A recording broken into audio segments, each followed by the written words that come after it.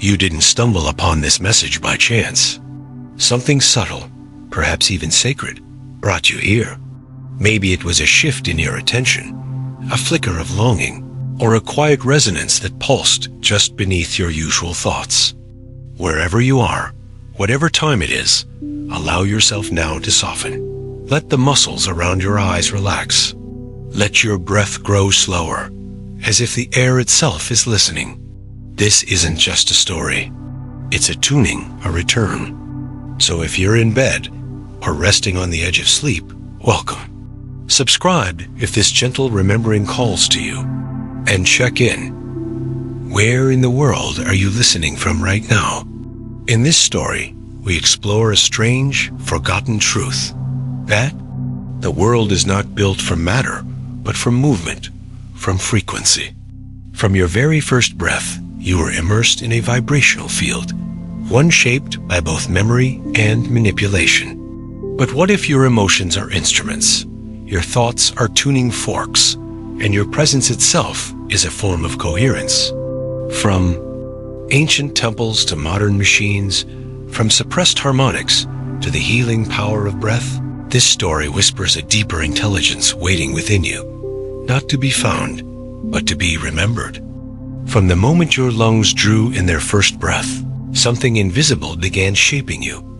Not just the air itself, but the resonance woven within it. Before language, before beliefs, before even thought, your being responded to tone, to rhythm, to vibration.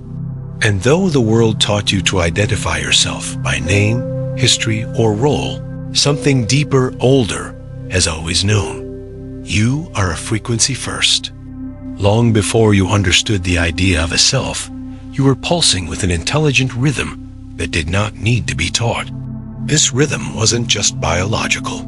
It was cosmic, an echo of the same pulse that moves stars, stirs oceans, and calls seeds to split open beneath soil. What if the sense of being lost that haunts so many people today isn't because they lack purpose, but because they've forgotten their pitch? This forgetting wasn't accidental. All around you from birth were fields of influence, not just cultural or familial, but energetic. Frequencies carried by the structures you lived in, the sounds you heard, the food you ate, even the emotional. Whether of those who raised you, you were being tuned, gently but persistently, into resonance with a world that itself was out of tune. And so, the more sensitive you were, the more dissonant life may have felt. Illness, anxiety, confusion, not random defects, but signals of a field disharmonized. It's not that something was wrong with you. It's that something was vibrating around you that didn't belong to your nature. Pause here. Let this idea land. Let it gently disturb the old explanations you've carried.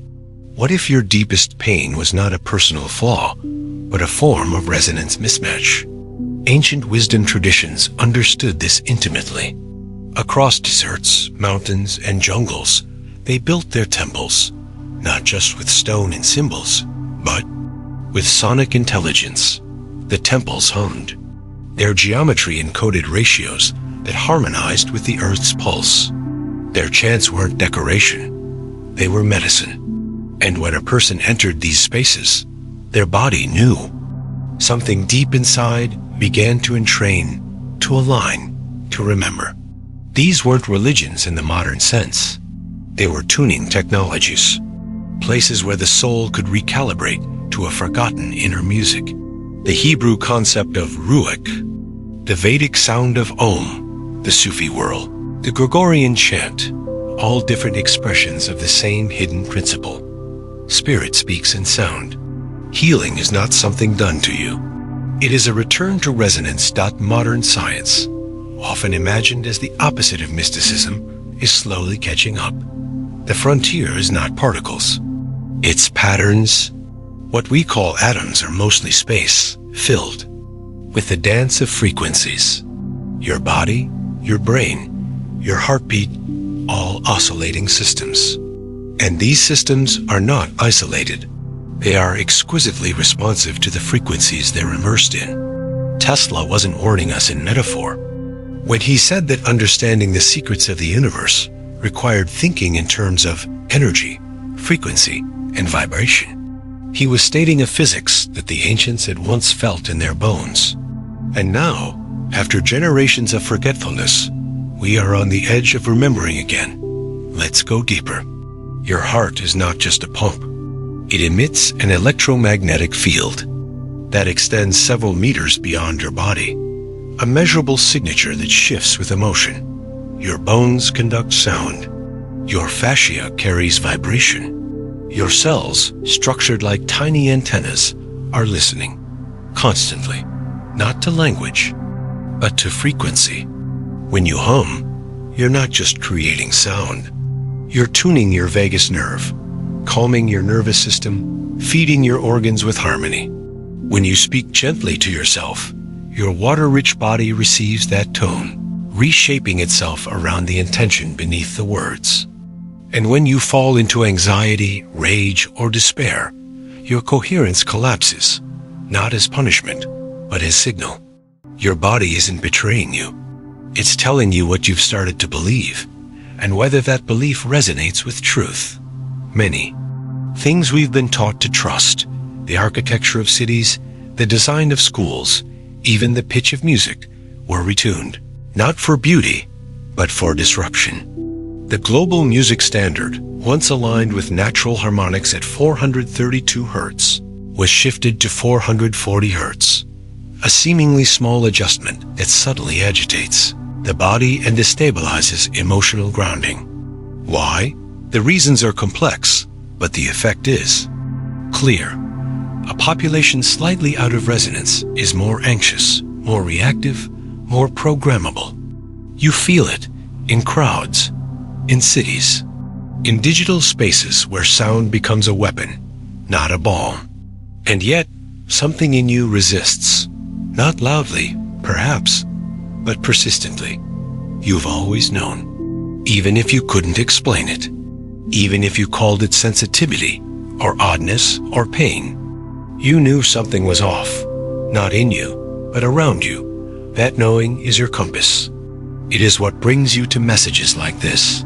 It is what pulses beneath your interest in healing, in meditation, in music that makes you cry without words. It's what draws you to the forest, or the ocean, or the sound of a loved one's laughter, not because you're fragile, but because your being remembers the frequency of wholeness. And each time you follow that pull, even if only for a few breaths, your field begins to reharmonize. You become less reactive, more clear, more available to beauty. And that coherence is not just for you, it affects others. They feel it. They may not know why, but in your presence, they soften. Their breath deepens. Their nervous system senses safety. This is not metaphysics. It's resonance. The ancients built temples. But you carry yours now in your body, and your rituals need not be elaborate. A slow breath, a single hum, a choice to feel before you speak. These are tuning acts, micro-rituals that restore signal fidelity to a field that's been filled with noise. And as you make these choices, you begin to notice strange things, synchronicities, sudden ease, animals drawn to you, children relaxing in your arms, dreams that teach, fatigue that lifts without reason. These are not accidents. They are feedback. Your reality is responding to your resonance, not as a reward, but as a reflection. Ask yourself, what am I broadcasting right now? Not just in thought, but in tone, intention, in presence. You don't have to fix it. Just notice. Notice how your breath sounds when it's afraid, how your shoulders carry signals, how your voice sharpens when you feel unseen. This noticing is not judgment. It is literacy, the beginning of fluency, in the language of energy. And like any language, you grow fluent by practicing, by making tiny adjustments, by listening to what feels nourishing and what doesn't, by trusting the sensations that modern life taught you to ignore. Pause again. Feel your breath, not as oxygen, but as music. Let it move slowly, like wind through chimes. Let your shoulders lower by even half a centimeter. Let your jaw unclench. Notice what shifts in your chest, in your stomach, in your thoughts. You're not fixing, you're attuning. This right now is the point, not perfection, not mastery, but return. Return to the intelligence you were born with. Return to the frequency that hums beneath your skin, beneath your story, beneath your striving. And as you return, the world does not resist. It echoes, it reflects, it harmonizes, slowly, gently, but unmistakably. There's a moment, subtle and easily missed, when the remembering begins not as a thought, but as a sensation. Like waking into a dream you forgot you were having. It might begin with silence. Not the absence of noise, but a presence. A stillness so full it hums. You might notice it while walking alone, or standing in the shower, or pausing before a decision. Something inside softens, not into passivity, but into precision. This is the signal. Not the one broadcast by towers or screens, but the one encoded in your cells, your fascia, your subtle field. A resonance not imposed from the outside, but surfacing from within. And when you feel it, you don't need convincing. You recognize it like the voice of someone who's been whispering your name across lifetimes. Not urgent, just unwavering, just waiting. You begin to notice the artificial rhythms more sharply now, the way alarms jolt your nervous system. How synthetic lighting interrupts your circadian breath. How conversations can feel like static when they're not rooted in presence. You don't judge it. You simply feel its dissonance. It's like standing in a room where every instrument is slightly out of tune. And because you've begun to reattune, the contrast becomes unbearable. Not because you're too sensitive, but because you're no longer numb. And so you start to choose differently. Not to escape the world, but to re-enter it with coherence. You choose music that settles your bones, foods that carry sun, places where trees still speak in old frequencies, people who don't drain your field with projections, but soften into stillness with you. These aren't lifestyle choices. They're recalibrations. And soon, it gets stranger. You begin hearing your own thoughts as frequencies, noticing how a story of lack tightens your solar plexus, how a memory laced with shame drops your field, how a single kind word spoken from the heart can ripple through your entire system like warmth in cold water. You don't just think thoughts, you feel their vibration. You begin to curate them, not from force, but from attunement. Does this thought help me harmonize? Becomes more important than is it true? Because you realize most truths are lenses, not absolutes. And the lens you choose becomes the resonance you emit. And the resonance you emit becomes the version of reality you experience. Not as a metaphysical theory, but as a lived, breathing pattern. Now your nervous system begins to cooperate. It doesn't jolt or collapse as easily. It becomes a collaborator, not a saboteur. You learn the difference between grounded energy and frantic productivity. You notice how your body leans towards some places and recoils from others. You begin asking softer questions. Not, what should I do? But where is my energy flowing naturally? And when you follow that flow, doors open, not always loudly, but always unmistakably. You walk into rooms and feel welcomed by the space itself. You speak, and the words find harmony before they're even heard. You rest, and your sleep deepens, as if the bed itself has begun to sing. And still, the most profound shifts are inward. You realize your emotions were never weaknesses or distractions. They were data, real-time indicators of resonance or misalignment. Grief, when allowed to move without being labeled, begins to ring like a bell, not breaking you, but clearing static. Anger, when breathed through, reveals boundaries that sing rather than shout. even joy changes tone. It stops being loud and performative and becomes still, radiant, humming like something sacred you've rediscovered rather than manufactured. This emotional literacy becomes your compass. Not every feeling is followed, but each is listened to with curiosity, with reverence, as if each one is a tuning fork struck by life, offering you a chance to hear what you've become and what you're becoming. Your environment responds to this shift. Animals linger near you longer. Strangers open without reason. Machines glitch less. Nature begins to mirror your internal state. Sunsets timed with your breakthroughs. Wind rising just when you need movement. Birds echoing your emotions like small resonant mirrors. You stop seeing this as magical thinking. You start seeing it as harmonic logic. Everything is frequency. Why wouldn't the world arrange itself around coherence? And in this clarity, a strange grief can arise, not for what's lost, but for what was never seen. You realize how long you've lived with static in your field, how much love you couldn't receive because your signal was jammed, how many paths you never took because the dissonance disguised them as wrong. This grief doesn't harden you. It matures you. It deepens your compassion. You stop evangelizing and start radiating. You become less interested in convincing others of anything and more devoted to maintaining your own coherence, not out of control, but because you now know your field is your offering. You begin creating differently, not from urgency or ambition, but from resonance. You stop chasing metrics and begin listening to what wants to be born through you. Art, words, gestures, movements. They come not to prove your worth, but to express your alignment. This is true creativity, not producing from emptiness, but revealing what coherence looks like in form. You notice that when you make something from this place, whether it's a conversation or a garden, it carries a resonance others can feel. They might not say why, but they feel more whole in its presence. They breathe easier. They feel seen. That's the signature of coherence.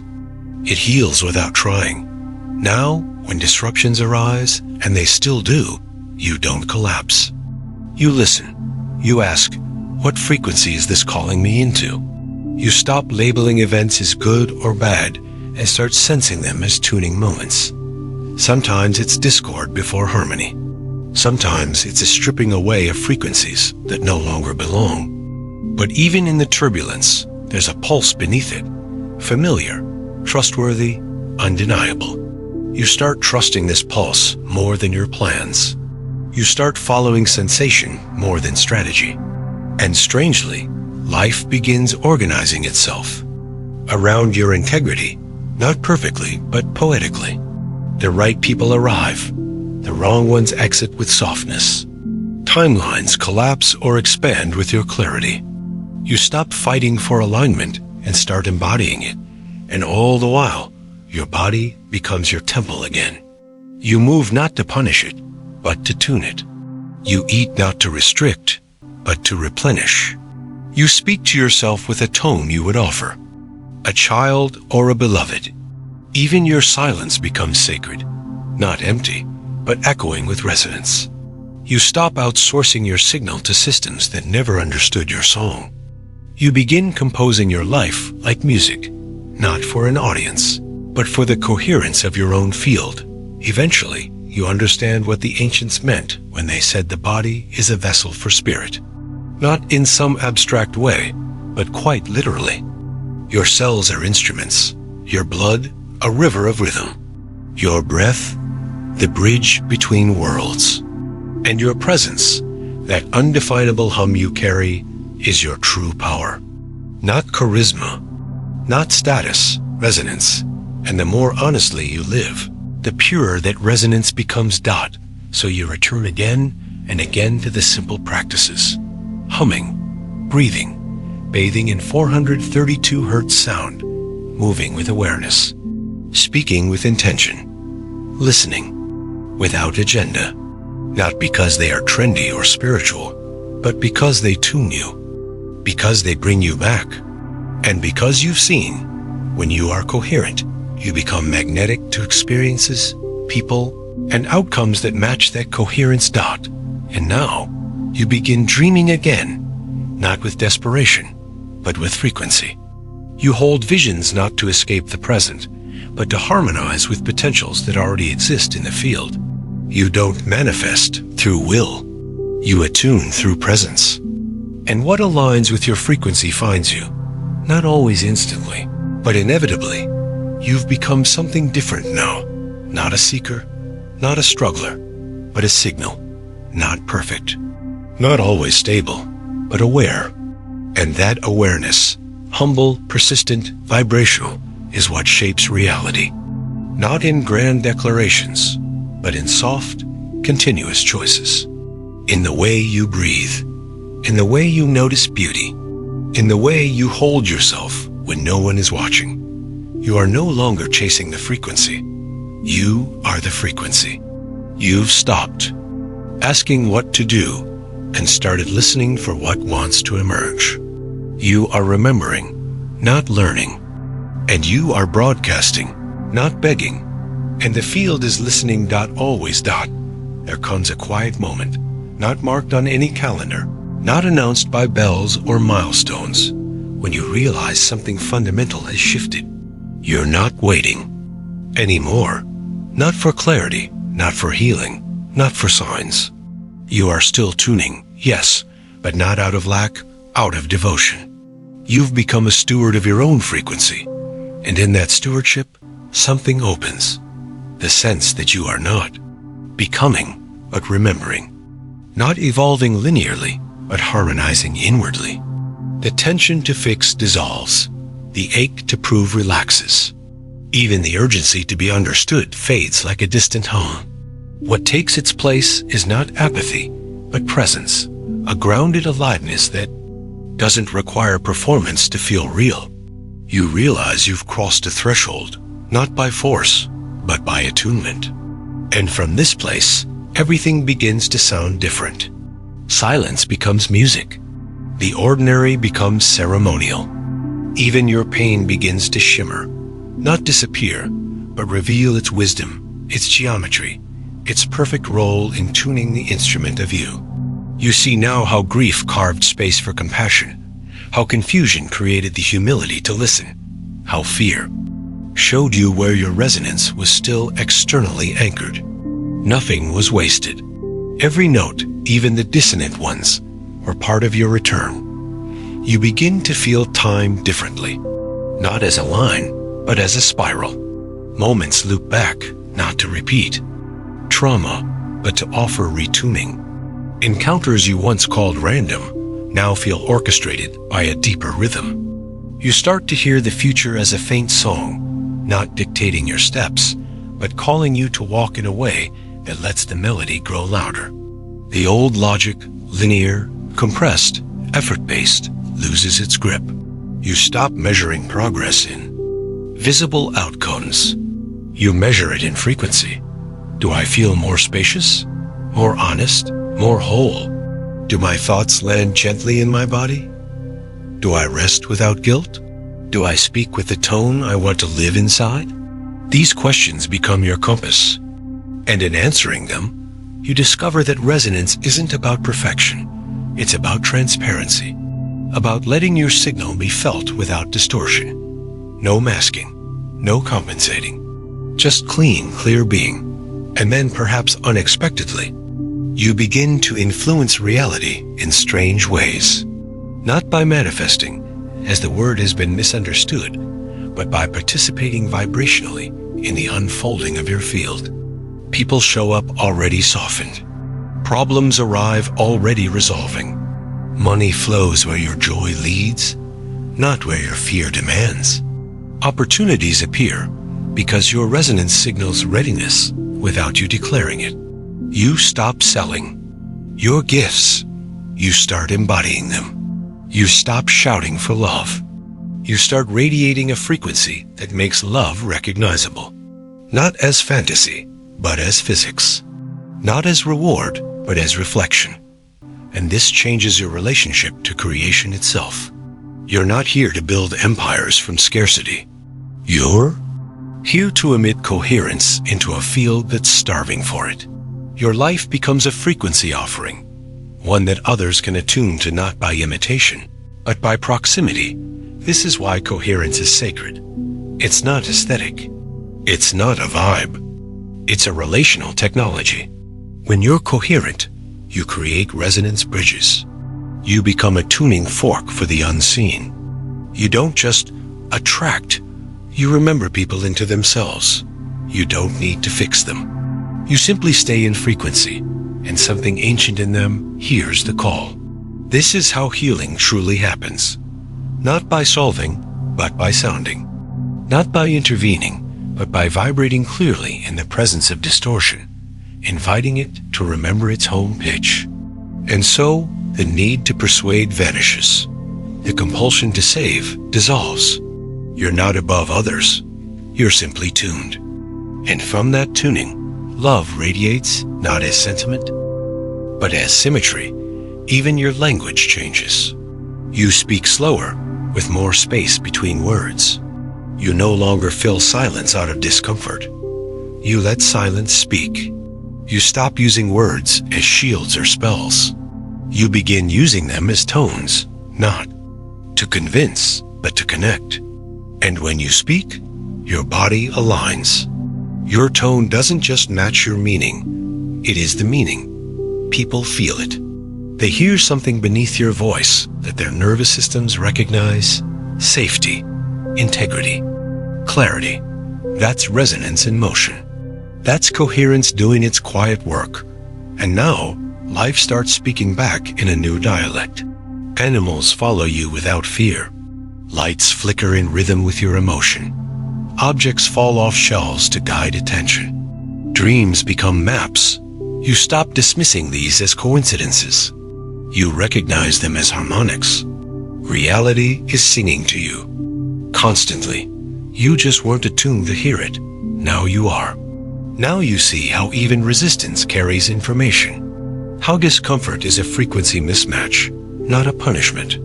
How longing is not lack, but directional resonance. Every sensation becomes data. Every emotion becomes feedback. Every heartbeat becomes a metronome of memory. And you, once fragmented, now feel symphonic. From this place, prayer returns, not as plea, but as poetry. Not as asking, but as aligning. You don't speak to a distant God. You vibrate with the source that shaped you. Your gratitude hums louder than your requests. Your awe becomes its own technology. You bless your food with your breath. You infuse water with remembrance. You charge your space with intention, not as ritual alone, but as relational rhythm. Your life is a continual dance between signal and receiver, breath and body, cosmos and cell. And you no longer fear dissonance. You listen to it. You let it teach. You let it shape you, not by shrinking, but by clarifying. Eventually, you stop chasing meaning. You start resonating meaning.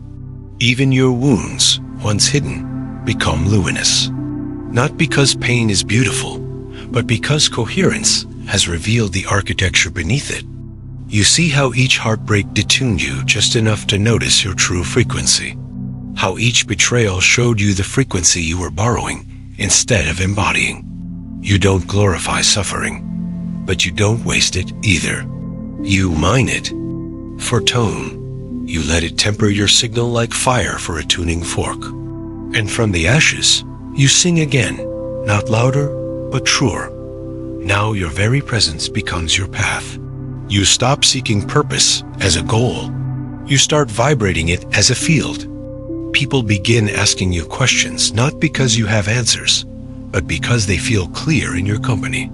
They remember their own signal when they're near you. That's the frequency gift. Not teaching, not performing, being. And in that being, you receive what you once fought for: belonging, trust, grace. These are the fruits of coherence. They grow not from striving, but from resonance alignment.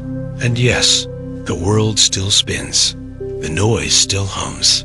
The distortions still arise, but you no longer calibrate to them. You observe them without being absorbed. Your tuning is internal. Now, you've made your field your home. You move through chaos like a bell through fog, clear, unwavering, undisturbed. And in your wake, the fog thins, the noise recedes, the distortion quiets. Because you are not reacting, you are emitting. You are not mirroring, you are transmitting dot, so you return again and again to the breath, to the body, to the tone of your presence, not as self-care, but as sacred architecture. You become a temple not built by hands, but by frequency. You don't light candles. You are the flame. You don't chant mantras. You are the tone. You don't seek the divine. You vibrate at dot, and when you forget, because forgetting is part of the rhythm, you do not shame yourself. You retune. Gently, silently, immediately, you let your coherence return like music finding its key. And just like that, you're home again. Home is not a place. It is a pitch. And you are sounding it now. There is a point beyond remembering, beyond even resonance, where something extraordinary begins to happen. Not loud or showy, not marked by visions or fireworks, but marked instead by the subtle disappearance of effort. You are no longer tuning as a practice. You are vibrating as a presence. You are not using frequency. You are frequency. It's not something you activate with meditation or protect with crystals or invoke through rituals, though. All of those may still be part of your field. It is simply what you are now. This doesn't mean you're always calm or always enlightened or that challenges disappear. It means you no longer mistake noise for truth. You don't personalize every fluctuation in the signal. You don't chase every sensation or fear every moment of dissonance. You've learned to hold your tone in the storm, not because you resist the wind, but because you've become the tuning fork in the center of it. Your presence stabilizes what once shattered you. And people feel this. They may not know why, but they feel better around you. It's not charisma. It's coherence. It's not charm. It's charge. Your field has become safe, not because it lacks feeling, but because it holds frequency integrity. You've stopped leaking. You've stopped fracturing for approval. You've stopped vibrating in reaction. You are not vibrating to survive. You are vibrating to serve. Not in the traditional sense of servitude, but in the sense of being of use to the whole. By being your truest self. This coherence becomes visible in the smallest things. The way your hand moves across a table, the way you pause before answering a question, the way you listen with your chest instead of your ears. You no longer rush to fill the space between words, because you know now that resonance lives in the space, not the sound. Your presence becomes a permission slip for others to soften, to breathe deeper, to remember something old and true. You don't say much about it. You don't need to. The field speaks louder than language. You start to see how little needs to be done when you are fully present. How effort was once a compensation for dissonance. How most of the doing you used to perform was trying to tune what was already off pitch inside you.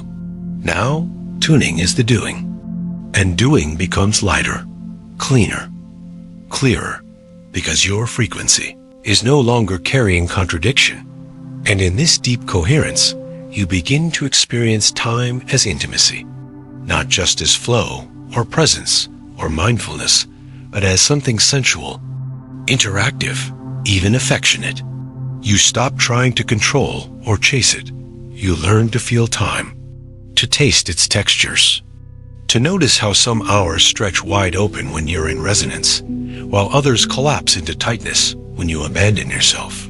This is not metaphysical poetry. This is quantum literacy.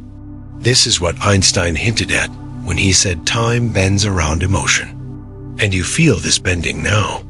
You become less interested in long timelines and more attuned to right frequency. You don't set goals from pressure. You pulse intentions into the field and listen for their echo.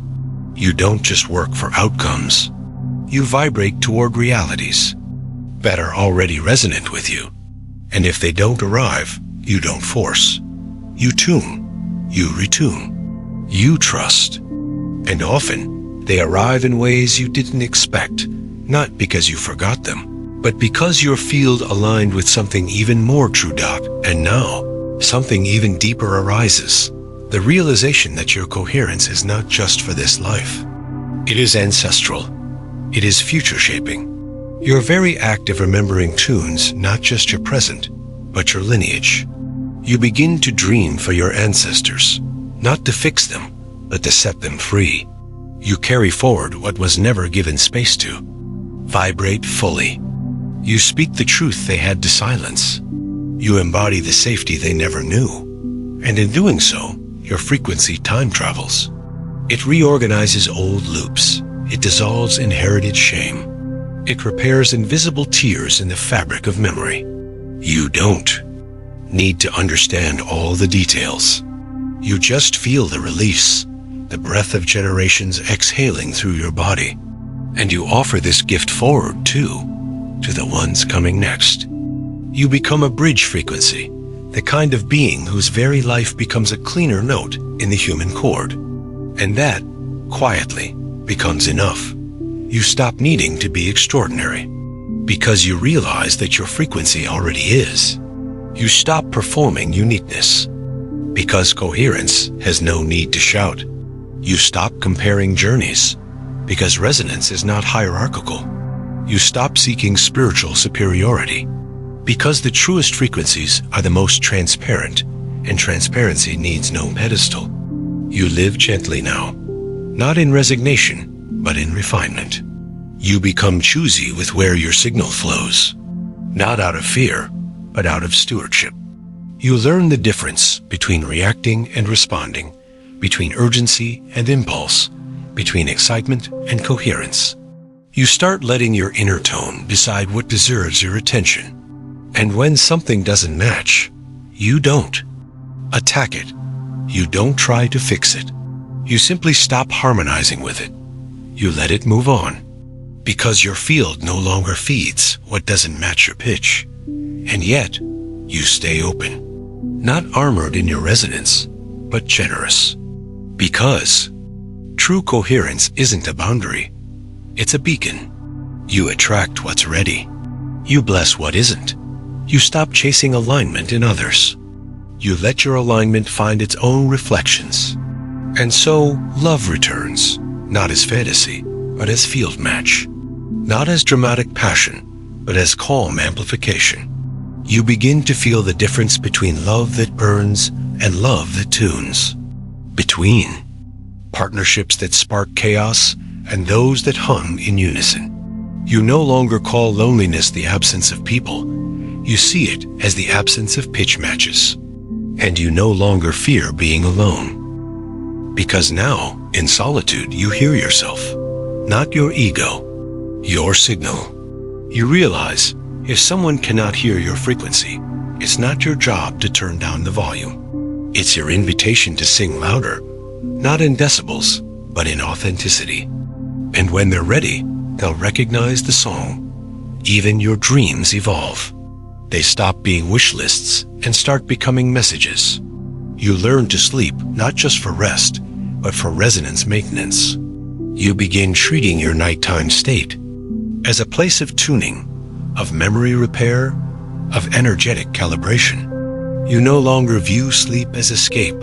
You experience it as communion. And often, you wake with a knowing, a clarity, a tone you didn't have the night before. This is the invisible work, the kind no one sees, but everyone feels. And you trust it more than any checklist or strategy, because now your most effective plans are made in silence, in stillness, in song. And yes, life still tests you, but the tests change. They're no longer about surviving disruption. They're about maintaining frequency integrity inside contrast. Can you hold tone when no one else can? Can you soften instead of contract? Can you broadcast safety when the world screams danger? These are the initiations now, not to elevate you, but to stabilize you, not to earn worth, but to confirm coherence. And when you pass these quiet tests, not with pride, but with presence, the field shifts again. Doors open you didn't knock on. People return with new resonance. Resources flow without hustle. This isn't magic. This is mechanics. Energetic mechanics. You don't talk about this much because it doesn't need explaining. It's experiential. And besides, words often distort the signal. So you speak with care, with tone, with pacing, with your eyes, with your body. You become a living coherence transmission. And the world begins to rearrange around it. And sometimes you forget. You slip. You harmonize with something noisy or chaotic. But now, even the forgetting becomes part of the music. A minor chord, a tension note, not a failure. A shift, and you smile. You breathe. You retune. You don't spiral anymore. You simply reset. And that alone, that calm, silent, instant reset becomes your superpower. You become undramatic in your realignments. You don't need ceremony for every correction. You simply remember.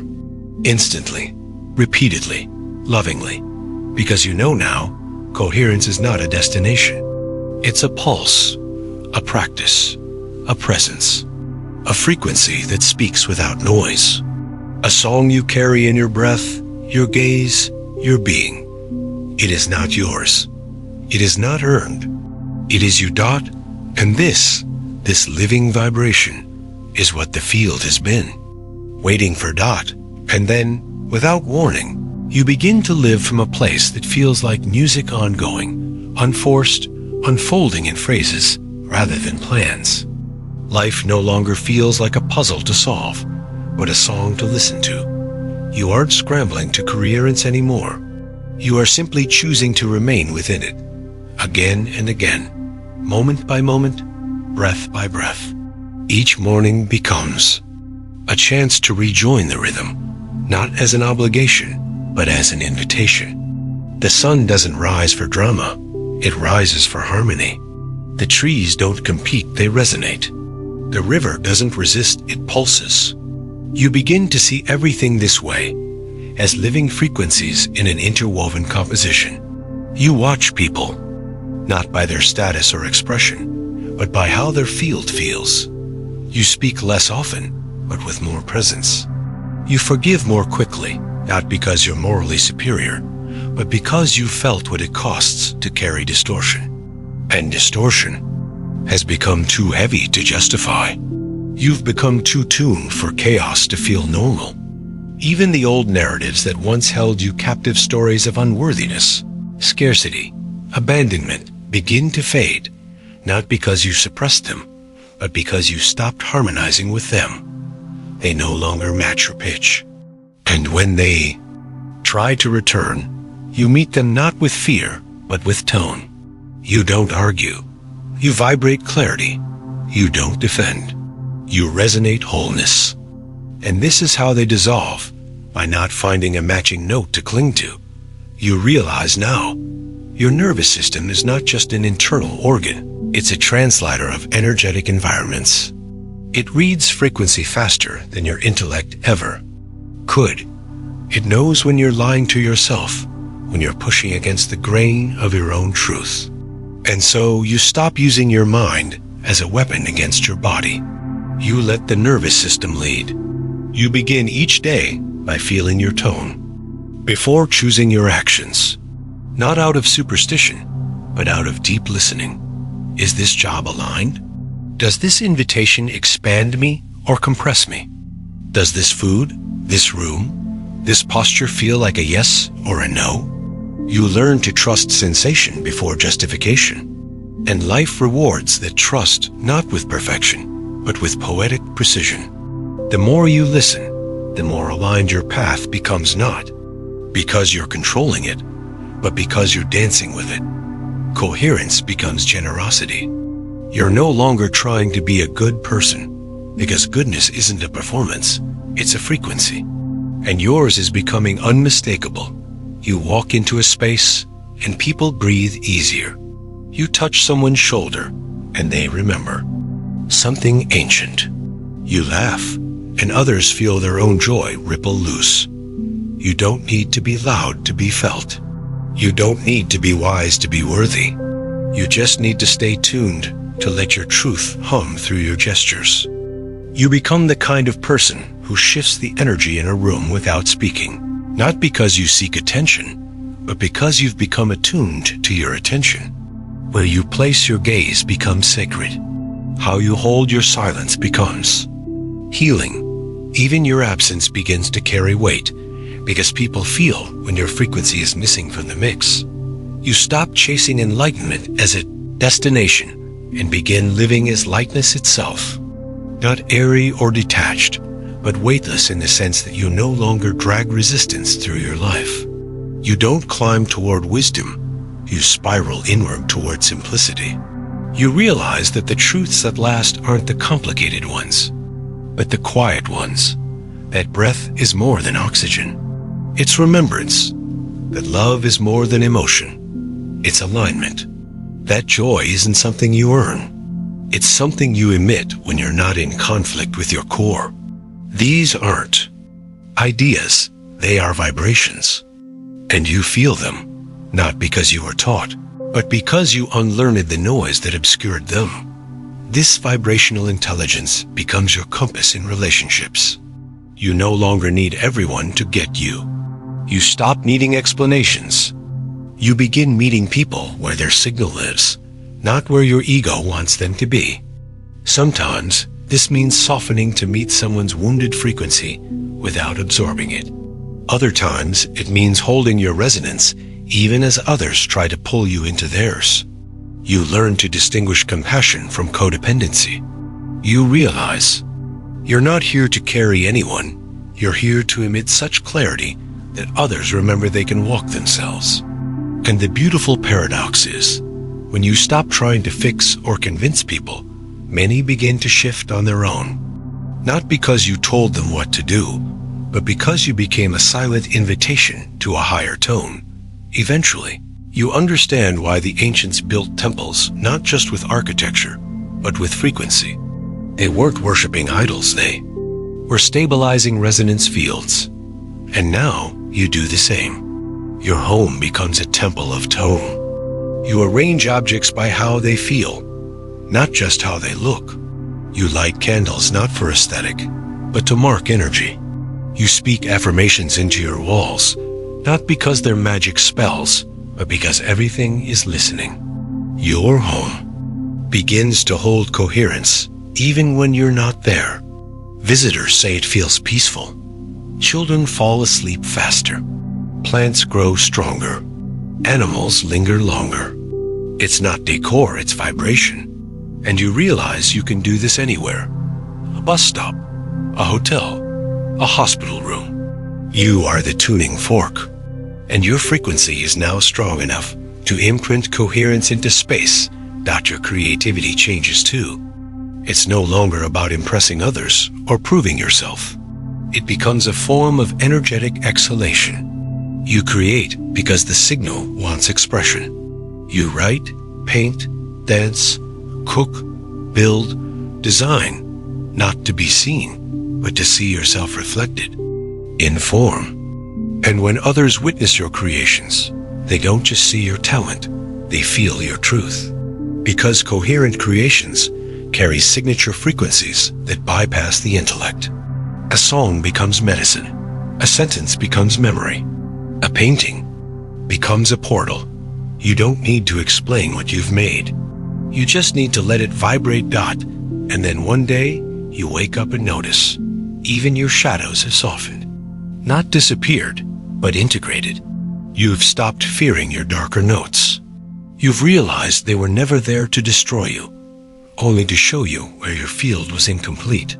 You listen to them now. You let your sadness speak without rushing to edit it. You let your fear rise without labeling it as wrong. And what happens is subtle but profound. The shadow, when acknowledged, begins to harmonize. Not by becoming light, but by finding its place in the song. And so, you become whole not through purification, but through orchestration. Your frequency includes all of you now. Not just the love, but the longing. Not just the clarity, but the confusion. Not just the joy, but the ache that made space for it.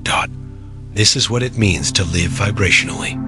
Not to float above life, but to feel its every note more fully. To be here, fully here, in this body, in this moment, attuned to the invisible. Music that shapes the visible world. You are no longer looking for signs, you are becoming one. You are no longer asking for permission, you are vibrating truth. Or no longer trying to be powerful, you are finally feeling your field. And the beautiful secret? It never had to be this hard. You are never broken, only out of tune. And tuning doesn't require perfection. It requires presence, patience, practice. And now, you carry that presence like a low hum wherever you go. In the way you close a door. In the way you greet a stranger. In the way you leave a space softer than you found it. Not for praise, but for peace. You no longer see your life as a project to fix, as a field to nurture. You have become the resonance you were once seeking. You have become the very note the world forgot it was waiting for. And the field is still listening. Always. There's a stillness that comes, not from inactivity, but from being so harmonized with your own field that noise no longer tempts you. You don't need to be everywhere anymore. You don't need to react to every headline, every ping, every comment. Your awareness has become selective, not out of superiority, but out of stewardship. You treat your attention as sacred now because you understand. Where you place your awareness, you place your signal. And your signal is not casual. It carries charge. It shapes environments. It amplifies. It awakens. And so, you place it wisely, gently, purposefully. Sometimes that means speaking truth with boldness. Other times, it means holding space in silence while the signal calibrates in others. You no longer mistake stillness for stagnation. You know the difference now. Stillness, when it is coherent, is alive. It vibrates. It instructs. You've become like that now. Not loud, not absent, but ever vibrating. Like a tuning fork laid at the center of the room. Always there, always humming. And those who are ready feel it. Those who are not simply move on. And that is peace too. You've stopped looking for evidence. You used to need confirmation, signs, synchronicities, validations from others that your path was working. But now, you feel it. In your breath, in your digestion, in your voice. You are no longer seeking resonance outside yourself. You are resonance. You don't wait to be chosen. You don't need permission. You don't even need clarity every moment of the day, because the tone is enough. The tone carries you when thought can't, when plans fall away. When maps go blank, the tone continues, the tone leads. And so, you follow it, not like a strategy, but like a prayer. You don't ask the universe, what should I do? Anymore. You ask yourself, softly, what matches my tone? And then you move from there, or you wait from there. But always, you trust there. Because there is now home. The world hasn't changed much. Externally. The systems still buzz. The screens still glow. The collective still pulses with dissonance in many places. But it feels different now. Not because the noise is gone, but because your signal is no longer competing with it. You let the field tune itself. You offer your coherence like a low drum beat beneath the chaos, knowing that not everyone will hear it, but those who need it will feel it, like something familiar stirring just beneath their fear. You don't need to fix the world. You just need to keep sounding your truth. You just need to stay clear, stay tuned, and let the field remember itself through you. Even your idea of legacy is softened. You used to imagine it in terms of work. Produced, names remembered, achievements stacked. But now you think in waves, in echoes, in atmospheres left behind. You wonder, what did my field leave in a room after I exited? What lingered? What harmonized? What shifted silently in someone who never told me, but felt it? These become your metrics now. Invisible, immeasurable, but undeniably real. And they satisfy something deeper than ego. They nourish the soul. And so you tend to your life like a garden of tones. You don't overwater. You don't rush the bloom. You compost the dissonance.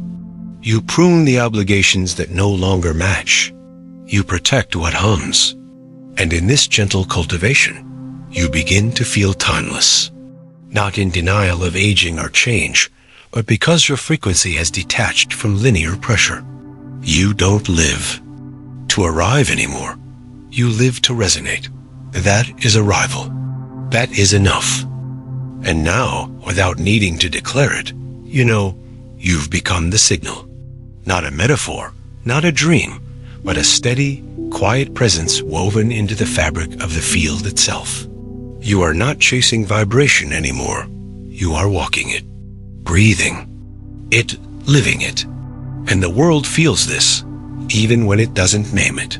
The way your footsteps soften the ground, the way your gaze clears static, the way your silence holds.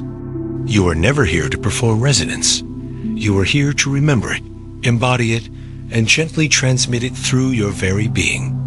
And if you forget, that's fine too. Coherence doesn't punish. It waits. It hums. It welcomes you back without condition. So take one more breath, as if the universe is listening, because it is.